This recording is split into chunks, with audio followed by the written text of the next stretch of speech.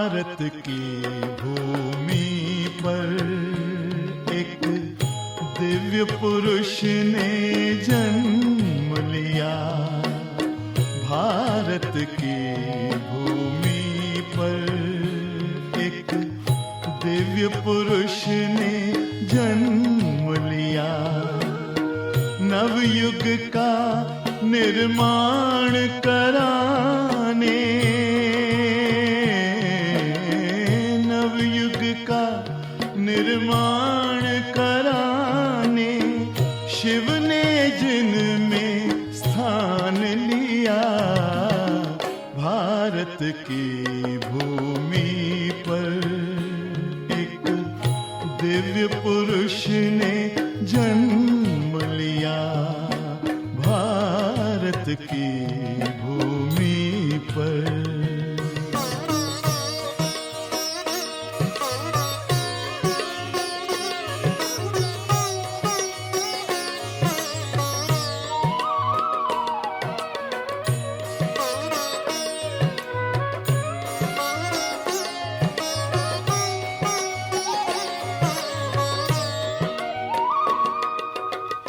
जन जन की सेवा में तन मन धन का किया समर्पण। एकता की माला में पिरो के किया विश्व परिवर्तन। अमृत ओम शांति।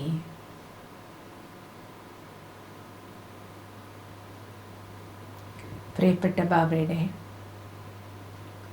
ജീവചരിത്രത്തിലൂടെ കടന്നു പോകുമ്പോൾ കുറച്ച് ദിവസങ്ങളായി നമ്മൾ മമ്മയുടെ രോഗ അവസ്ഥയിലും ദേഹത്യാഗം ചെയ്യുന്ന സമയത്തും ബ്രഹ്മബാബയുടെ സർവശ്രേഷ്ഠ ആന്തരിക സ്ഥിതിയും അലൗകിക കർത്തവ്യവുമാണ് കണ്ടുവന്നത്.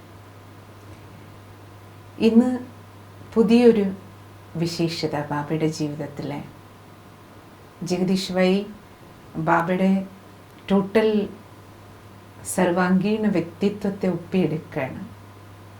ഇന്ന് നമുക്ക് മുന്നിൽ ഇന്ന് മുതൽ ആരംഭിക്കുന്ന ചിത്രം, ബാബയുടെ ചരിത്രം. ബാബ സർവ വസ്തുക്കളിൽ നിന്നും, പ്രകൃതിയിലെ സർവ ജീവജാലങ്ങളിൽ നിന്നും, ഓരോരോ മനുഷ്യാത്മാവിൽ നിന്നും ഗുണം മാത്രം എടുക്കാൻ പഠിപ്പിച്ചത്. അതിനെക്കുറിച്ച് അനുഭവം ഷെയർ ചെയ്യുന്നത് ഗുൽസാർ ദാദിയാണ്. ഗുൽസാർ ദാദി ഷെയർ ചെയ്ത അനുഭവം ജഗദീഷ് ഭായി നമ്മുടെ മുന്നിൽ സമർപ്പിക്കുകയാണ്. മാതേശ്വരിജി ശരീരത്യാഗം ചെയ്തതിന് ശേഷം ബ്രഹ്മബാബ മാതാവിൻ്റെയും പിതാവിൻ്റെയും രൂപത്തിലൂടെ മക്കളെ സദ്ഗുണങ്ങളാൽ അലങ്കരിക്കുന്ന കാര്യത്തിൽ മുഴുകി.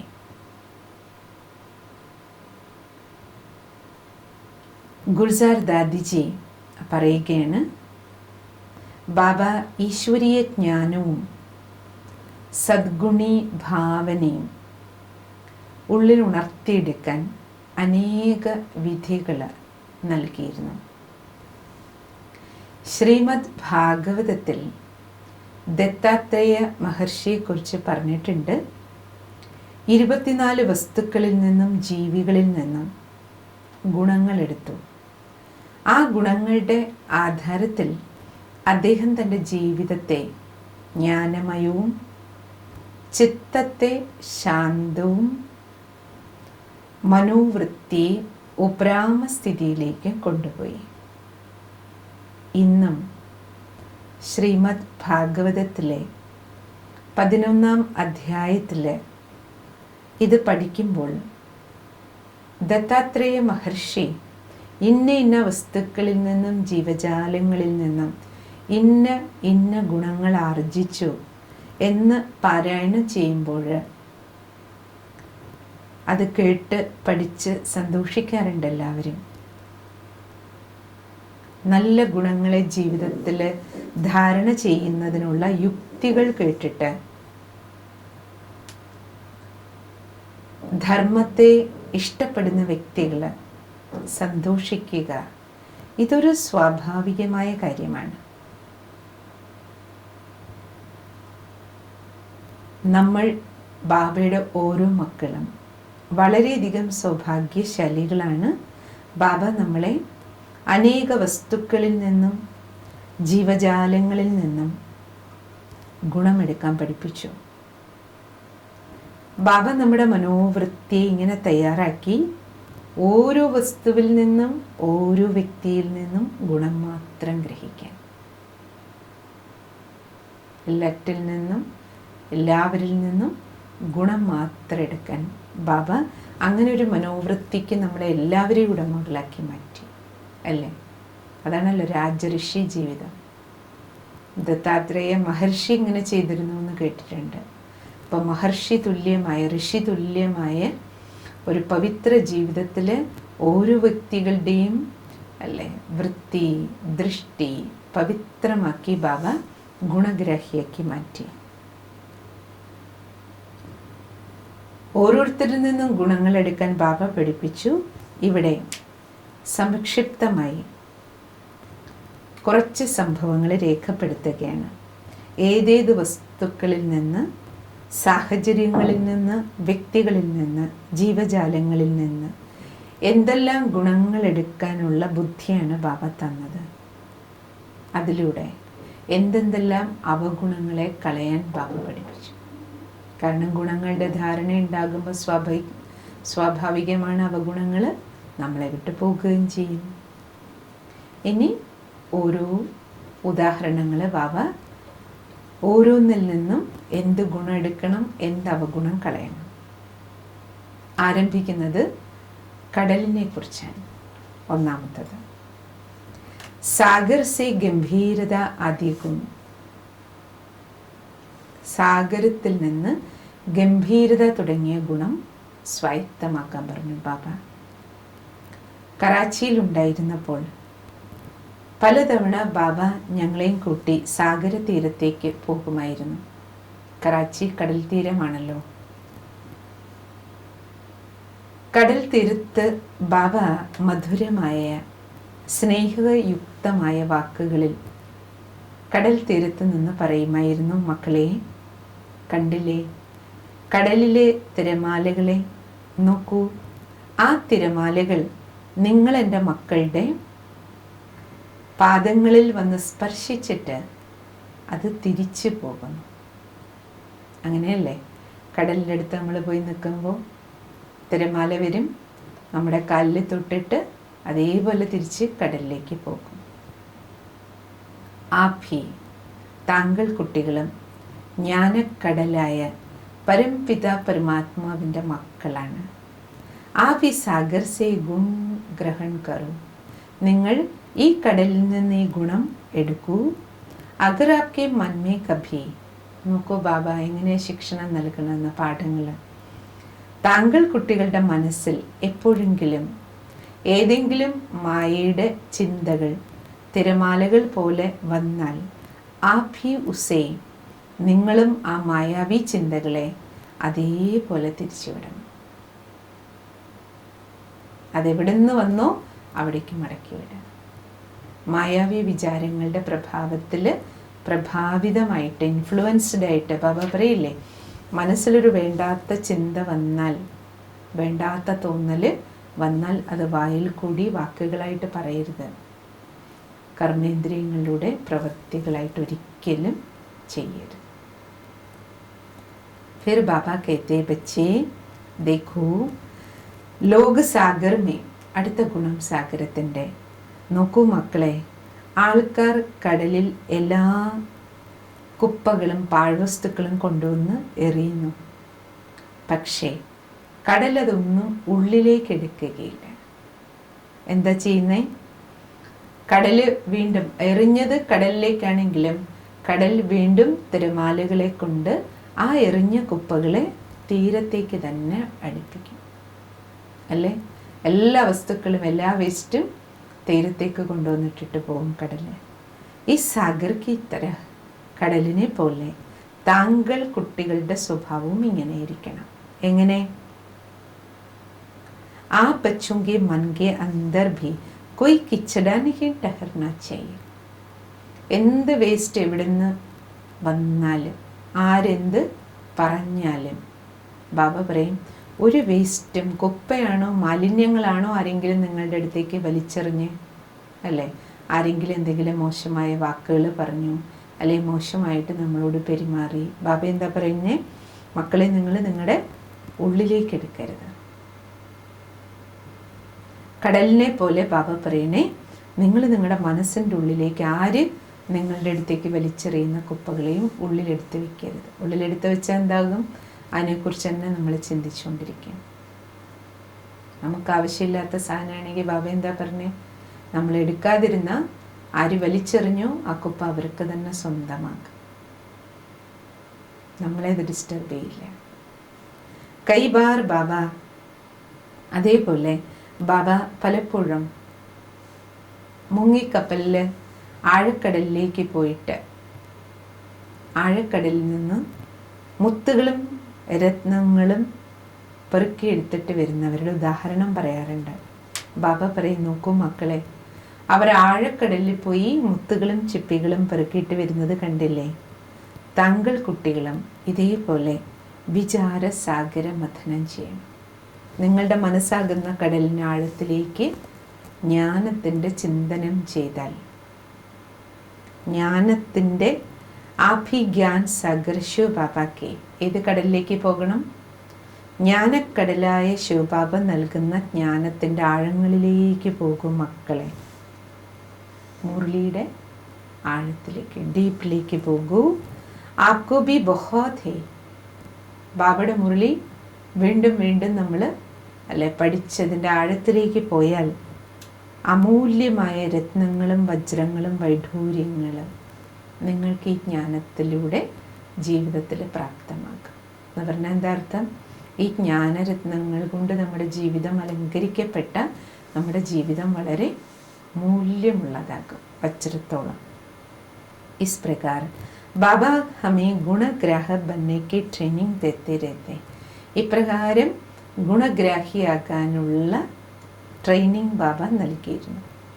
ഒരു കടലിൽ നിന്ന് തന്നെ ബാബ ഇപ്രകാരം എത്ര ഗുണങ്ങൾ. ഫിർ ഹമേ കുച്ച് സമയ ആത്മാക്കെ സ്വരൂപമേ സ്ഥിതി കരാക്കെ. കുറച്ച് കഴിഞ്ഞ് ആത്മസ്വരൂപത്തിൽ സ്ഥിതി ചെയ്യിപ്പിച്ചുകൊണ്ട്, കടലിനെ നോക്കി ഇതെല്ലാം പറഞ്ഞിട്ട് വീണ്ടും ബാബ ആത്മസ്വരൂപത്തിലേക്ക് ഏകാഗ്രമാക്കിക്കൊണ്ട് പറയും, ബച്ചേ ദേഖോ സാഗർ കിത്തന ശാന്ത്. കടൽ നോക്കൂ, എത്ര ശാന്തമാണ്, എത്ര ഗംഭീരതയാണ്, ഉള്ളില് എത്ര ശക്തിയാണ്. ഭലേ ഹി ഇസ്കെ ഊപ്പർ ലഹരേ ഹേ. കടലിൻ്റെ മുകൾ പരപ്പിൽ ഈ തിരമാലകളൊക്കെ ഉണ്ടെങ്കിലും അടിത്തട്ട് സദാ ശാന്തമാണ്. ആഭി ഐസേ ശാന്ത്. അതേപോലെ നിങ്ങൾ എൻ്റെ കുട്ടികളും എന്തെല്ലാം തിരമാലകൾ മുകളിൽ മനസ്സിൻ്റെ മുകൾ പരപ്പിൽ ജീവിതത്തിനെ നമ്മളെ ഇളക്കി മറിക്കുന്ന തരത്തിൽ ചെറുതോ വലുതുമായ എന്തൊക്കെ സംഭവങ്ങളോ സാഹചര്യങ്ങളോ നമ്മളെ ചിന്തിപ്പിക്കാൻ വന്നാലും ബാബ പറയുമായിരുന്നു, മക്കളുടെ ഉള്ള് വളരെ വളരെ ശാന്തമാണ്, ആത്മാവ് ശാന്ത സ്വരൂപമാണ്. ഒപ്പം ഉള്ളിൽ ധൈര്യശാലികളുമായിരിക്കും, കടലിനെ പോലെ ശക്തിശാലിയായിരിക്കും. സാഗർ കെ കിനാരെ പർ പടേ സാലിഗ്രാമോ. അതിനുശേഷം ബാബ കടൽ തീരത്ത് കിടക്കുന്ന ഉരുളൻ കല്ലുകളിലേക്ക് ഞങ്ങളുടെ ശ്രദ്ധ ആകർഷിച്ചുകൊണ്ട് സൂചന നൽകിയിരുന്നു. ബാബ പറഞ്ഞു, നോക്കൂ മക്കളെ, വെള്ളം തട്ടി വെള്ളത്തിൽ കിടന്ന് വെള്ളത്തുള്ളികൾ തട്ടിയിട്ട് തിരമാലകൾ തട്ടിയിട്ട് കൂർത്ത കല്ലുകളായിരുന്നു ഇതെല്ലാം. പക്ഷേ ഇപ്പം നോക്കൂ, ബാബ സാലിഗ്രാം എടുത്ത് കാണിച്ചുകൊണ്ട് പറയുമായിരുന്നു, ആ ഉരുളൻ കല്ലായിട്ട് മാറി. ഷേപ്പ് തന്നെ നോക്കൂ, സാലിഗ്രാം. ഇനി ഈ സാലിഗ്രാമാണ് പൂജയ്ക്കായി പെറുക്കിയിട്ട് പോണത്. അതേപോലെ ആഭി കഠിനായും കോ സഹൻ കരെങ്കെ. നിങ്ങളും ജീവിതത്തിൽ എന്തെല്ലാം ബുദ്ധിമുട്ടുകളും പ്രശ്നങ്ങളും പ്രതിസന്ധികളും അതിജീവിച്ച് ഓരോ പ്രശ്നങ്ങൾ എന്തിനാ വരണേ? ബാബ പറയുന്നു നമ്മുടെ കൂർപ്പ് മാറ്റാനാണ്. നമ്മളിൽ എന്തെല്ലാം കൂർത്ത മുള്ളുപോലെയുള്ള സ്വഭാവങ്ങളും ശീലങ്ങളും ഉണ്ടോ, നമ്മുടെ ദൗർബല്യങ്ങളെ മാറ്റിയെടുക്കാൻ. നമ്മുടെ ദൗർബല്യങ്ങൾ തന്നെയാണ് നമുക്ക് പരീക്ഷകളായിട്ട് വരുന്നത്. അപ്പോൾ ആ പരീക്ഷകളിലൂടെ കടന്നു പോകുമ്പോൾ നമുക്ക് ക്ഷമിക്കാനും സഹിക്കാനും അല്ലെ, അഡ്ജസ്റ്റ് ചെയ്യാനും, നമ്മുടെ അഹങ്കാരം പോവും, വിനയം വരും, ക്രോധം മാറി ശാന്തത വരും അല്ലേ. അപ്പോൾ ബാബ പറയുമായിരുന്നു, മക്കളെ, നിങ്ങളിലും വിപരീത പരിതസ്ഥിതികളിലൂടെ കടന്നു പോകുമ്പോൾ നിങ്ങളിലെ സഹനശക്തി ജ്ഞാനക്കടലിൽ നിന്നുള്ള ജ്ഞാനത്തിൻ്റെ തിരമാലകളിൽ തട്ടിത്തട്ടി, ബാബ നിത്യേന തല്ലുന്ന ജ്ഞാനജലം, ജ്ഞാനക്കടലിൽ നിന്ന് വരുന്ന ജ്ഞാനത്തിൻ്റെ തിരമാലകൾ തട്ടിത്തട്ടി ദിവസവും മുരളികളെ കേട്ട് ഏക് ദിൻ ഐസാ, ഒരു ദിവസം നിങ്ങൾ സമ്പൂർണമായും ക്ലിയറാക്കും, അഴുക്കെല്ലാം പോകും, പൂജനീയരാക്കും, പാവനമാക്കും. മുരളിയുടെ മഹത്വം ബാബ ഓർമ്മിപ്പിക്കുകയായിരുന്നു. വിഘ്നങ്ങൾ വരുന്നത് നമുക്ക് കഷ്ടം തരാനല്ല, പകരം നമ്മളെ സലിഗ്രാമാക്കി മാറ്റാനാണ്. അപ്പോൾ പരിതസ്ഥിതികളിൽ പരിഭ്രമിക്കാതിരിക്കാൻ വേണ്ടിയിട്ട് ബാബ ഇത്ര മധുരമായ ശിക്ഷണങ്ങൾ വളരെ സിമ്പിളായ, ലളിതമായ, സഹജമായ, സ്വാഭാവികമായ രീതിയിൽ മക്കൾക്ക് പകർന്നു കൊടുത്തിരുന്നു. അതിനുശേഷം കടല് പോലെ മറ്റൊന്ന് ബാബ പ്രകൃതിയിലെ മറ്റ് തത്വങ്ങളിൽ നിന്ന് ഓരോന്നിൽ നിന്നും ഗുണങ്ങൾ എടുക്കാൻ വേണ്ടി പഠിപ്പിച്ചു. ഒന്നാമത്തത് അഗ്നി. वास्तव में बाबा हर एक तत्व से कोई न कोई गुण ग्रहण करने की शिक्षा देते थे. വാസ്തവത്തിൽ ബ്രഹ്മബാബ ഓരോ തത്വത്തിൽ നിന്നും, പ്രകൃതിയുടെ ഓരോ തത്വങ്ങളിൽ നിന്നും ഗുണം ഗ്രഹിക്കാനുള്ള പാഠങ്ങൾ പകർന്നു തന്നു. ബാബ പറയുമായിരുന്നു, മക്കളെ, അഗ്നിയുടെ സ്വഭാവമാണ് തപിപ്പിക്കുക. ആ താപത്തിൻ്റെ സ്വഭാവം, ചൂടുപിടിപ്പിക്കുന്ന സ്വഭാവം അഗ്നിക്കുള്ളത് കൊണ്ടാണ് സ്വർണത്തെ അതിൽ ഉരുക്കിയെടുക്കാൻ കഴിയുന്നത്. അഗ്നിയിൽ പതിക്കുന്ന സ്വർണത്തിൽ നിന്ന് പൂർണ്ണമായും ക്ലാവ് അല്ലേ പൂർണ്ണമായി ഇല്ലാതാക്കുന്നു. ഇപ്രകാരം ആത്മാവിനെ പവിത്രമാക്കാൻ വേണ്ടി യോഗ അഗ്നിയിൽ പതിക്കണം. യോഗത്തിൻ്റെ പ്രാധാന്യം. ബാബയുടെ ഓർമ്മയുടെ അഗ്നിയിലൂടെ ആത്മാവ് പാവനമാകും. ശിവ ബാബയുടെ ഓർമ്മയിലൂടെ ആത്മാവാകുന്ന സ്വർണത്തിലെ ജന്മജന്മാന്തര അഴുക്കുകൾ നീക്കം ചെയ്യപ്പെടും. അടുത്തത് വായുവിലേക്ക് ബാബ ചൂണ്ടിക്കൊണ്ട് വായു ക ദൃഷ്ടാന്ത ദത്തെ ഹുയെ, വായുവിൻ്റെ ഉദാഹരണം പറഞ്ഞുകൊണ്ട് മീഠേ ബച്ചേ യോഗ അഭ്യാസ് കർണേ സേ, മധുരമായ മക്കളെ, യോഗാഭ്യാസം ചെയ്യുന്നതിലൂടെ ആത്മാമേ ശരീർ ഭാൻ നഹി രഹത്താ ഹൈ, ആത്മാവിൻ്റെ ഉള്ളിൽ നിന്ന് ശരീരബോധം പോകും, ശരീരത്തിൻ്റെ ഭാരത്തിൽ നിന്ന് മുക്തമാക്കും. और उससे पापों का बोझा भी उतरता है. ശരീരബോധം ഇല്ലാതാകുമ്പോൾ പാപഭാരവും ഇറങ്ങും. യോഗയുक्त होने से मनुष्य स्वयं को वायु के समान, യോഗയുക്തമാക്കുമ്പോൾ, ആത്മസ്ഥിതിയിൽ സ്ഥിതി ചെയ്യുമ്പോൾ മനുഷ്യൻ സ്വയം വായുവിനെ പോലെ ഭാരരഹിതമായ അനുഭൂതി ഉണ്ടാക്കും. അത്ര ലൈറ്റായിട്ട് ഫീൽ ചെയ്യും. വായുവിനെ പോലെ വെയ്റ്റ്ലെസ് ആക്കും ആത്മബോധത്തിൽ. ഉസേ थकावट महसूस नहीं होती है. ഇപ്രകാരം ആ ഭാരരഹിത അവസ്ഥയിൽ, യോഗയുക്ത സ്ഥിതിയിൽ ക്ഷീണം ഫീൽ ചെയ്യില്ല, ആലസ്യം വരില്ല, ശരീരത്തിൻ്റെ സ്ഥൂലത നിങ്ങളെ പിടിച്ചു വലിക്കില്ല, ആകർഷണങ്ങൾ ഉണ്ടാവില്ല. फिर कभी बाबा कहते बच्चे बाहर में ബേഹദ് മേ ഖുലി ഹവാമേ. ഇടയ്ക്ക് പറയും ബാബ, മക്കളെ പുറത്ത് പരിധിയില്ലാത്ത തുറന്ന വായുവിലേക്ക്. ബാബയ്ക്ക് പ്രത്യേകിച്ചും ബ്രഹ്മബാബയ്ക്ക് എപ്പോഴും ഓപ്പൺ എയറാണ് ഇഷ്ടം. അകത്തടച്ചിരിക്കുന്നത് ബാബയ്ക്ക് ഇഷ്ടമായിരുന്നില്ല. അതുകൊണ്ടാണ് ബാബ എപ്പോഴും കുട്ടികളെ കറാച്ചിയിലായിരിക്കുമ്പോൾ സാഗര തീരത്തേക്ക് കൊണ്ടുപോകും. അബൂല് വന്നപ്പോൾ എന്തായി, അവിടെ കടലില്ല. പകരം ബാബ മലമുകളിലേക്ക്, വനാന്തരങ്ങൾക്കുള്ളിലേക്ക് കൊണ്ടുപോയിട്ട് അവിടെ നടത്താനും അവിടെ ഇരുന്ന് യോഗം ചെയ്യാനും, മലമുകളിൽ തുറന്ന ആകാശം നോക്കി യോഗം ചെയ്യുമായിരുന്നു ബാബയും കുട്ടികളും ചേർന്ന് ഓരോരോ പാറപ്പുറത്തിരുന്ന്. അപ്പോൾ ബാബയ്ക്ക് എപ്പോഴും ഓപ്പൺ എയർ ആയിരുന്നു ഇഷ്ടം. ഫ്രഷ് എയർ, പച്ചപ്പ്, അതിവിശാലത. അപ്പോൾ ബാബ പറയുമായിരുന്നു, ഓപ്പൺ എയർ ദിൽക്കോ, മനസ്സിന് വളരെയധികം സന്തോഷവും ഫ്രഷ്നെസ്സും നൽകും. വായു, പുറത്തെ വായു.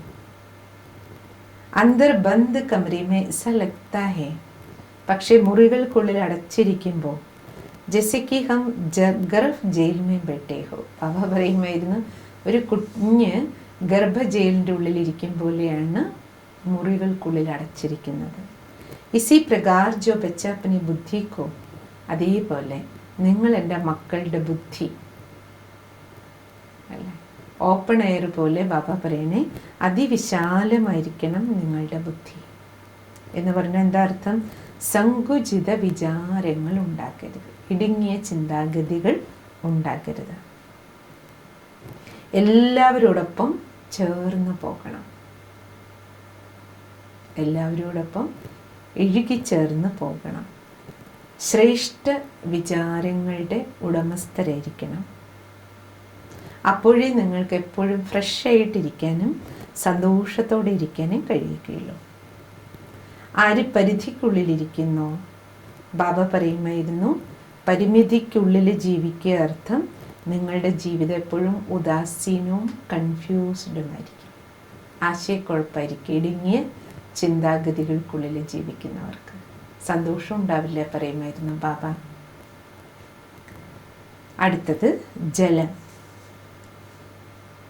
जल में वस्तुओं को धोने और शुद्ध करने का जो गुण है, വെള്ളത്തിന് കഴുകിയെടുക്കാനും ശുദ്ധീകരിക്കാനുമുള്ള ഗുണമുണ്ടല്ലോ. കഴുകാൻ വെള്ളമല്ലേ ഉപയോഗിക്കുന്നത്, ശുദ്ധാക്കാനും. അതിനെക്കുറിച്ച് ചൂണ്ടിക്കൊണ്ട് ബാബ പറയുമായിരുന്നു, ബച്ചേ ജൽ കി ഗംഗാ മേ സ്നാൻ കർണേ സേ, ഗംഗാജലത്തിലെ സ്നാനത്തിലൂടെ ശരീരം ക്ലീനാകും.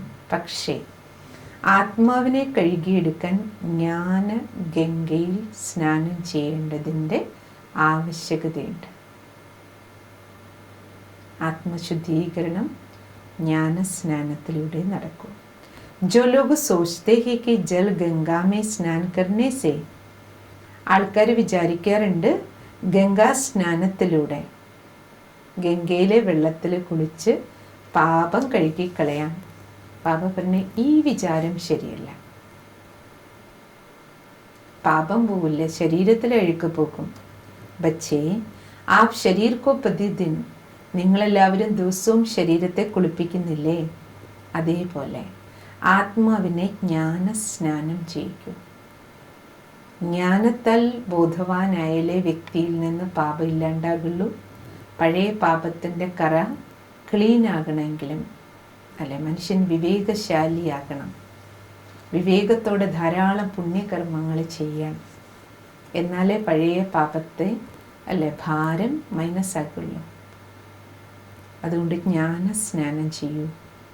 ദേഖോ ജൽ ഏക് ജഗ പർ ടെഹ്രെ രഹനെ സേ, പറയാറുണ്ടല്ലോ ഒഴുകുന്ന ജലം അല്ലേ, ഒഴുകുന്ന ജലമാണ് ക്ലീൻ. കെട്ടിക്കിടക്കുന്ന വെള്ളത്തിൽ ദുർഗന്ധം ഉണ്ടാകുന്ന പറയും. അതുകൊണ്ട് കെട്ടിക്കിടക്കുന്ന വെള്ളത്തിന് ഉപയോഗമില്ലാതെ അധികം ഉപയോഗിക്കപ്പെടും, പക്ഷേ അത് ക്ലീൻ വാട്ടർ എന്ന് പറയില്ല. Is Baat co Dhyan may രഖക്കർ, ഇതിൽ ശ്രദ്ധ വെച്ചുകൊണ്ട് ബാബ പറയുമായിരുന്നു, നിങ്ങൾ കെട്ടിക്കിടക്കുന്ന വെള്ളമാകരുത്, ഒഴുകുന്ന ഗംഗയായിരിക്കണം. എന്ന് പറഞ്ഞാൽ എന്താ അർത്ഥം? മക്കളെ ജ്ഞാനഗംഗകളായി ഒഴുകൂ. എവിടെയെങ്കിലും ഒരു സ്ഥലത്ത് കുത്തിയിരിക്കരുത് കുട്ടികൾ.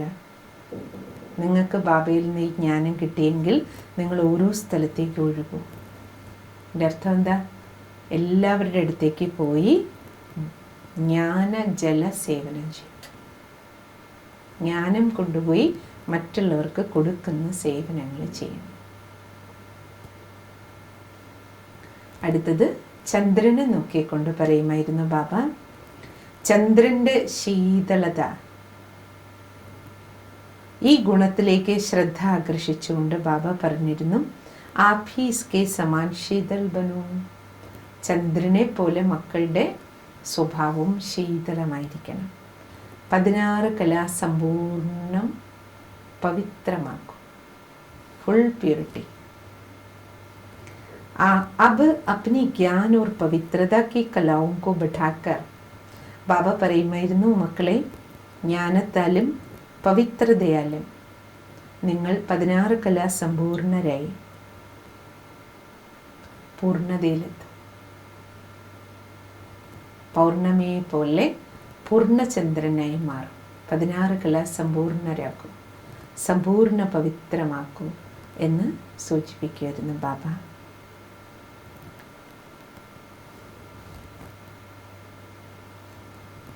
ബാക്കി നമുക്ക് കുറച്ചധികം ബാബ ഓരോ തത്വം, ഓരോ പക്ഷി, ഓരോ പൂക്കൾ, ഇങ്ങനെ കുറേ ഗുണഗ്രാഹി പാഠങ്ങൾ നൽകുന്നുണ്ട്. ബാക്കി നമുക്ക് നാളെ കേൾക്കാം. നാളെ മേഘത്തെക്കുറിച്ചാണ് ബാബ ആദ്യം പറയുക.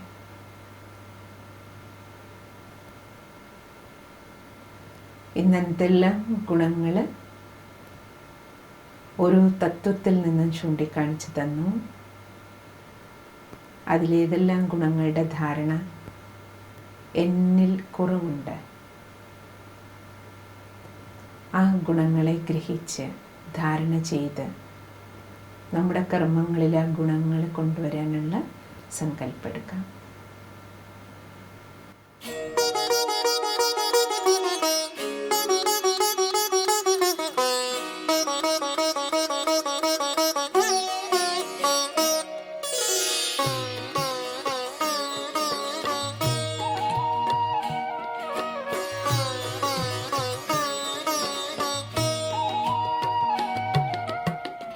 भारत की भूमि पर एक दिव्य पुरुष ने जन्म लिया।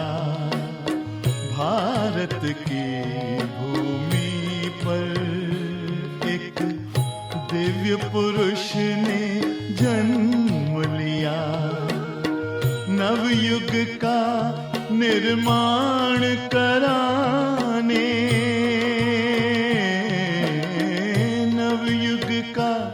निर्माण कराने शिव ने जिनमें स्थान लिया। भारत की भूमि पर एक दिव्य पुरुष ने जन्म लिया।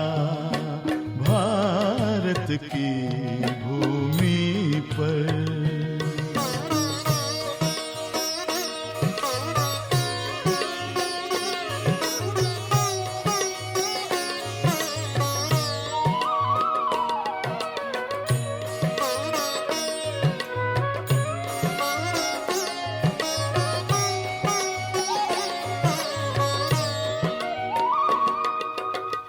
जन जन की सेवा में तन मन धन का किया समर्पण। एकता की माला में पिरो के किया विश्व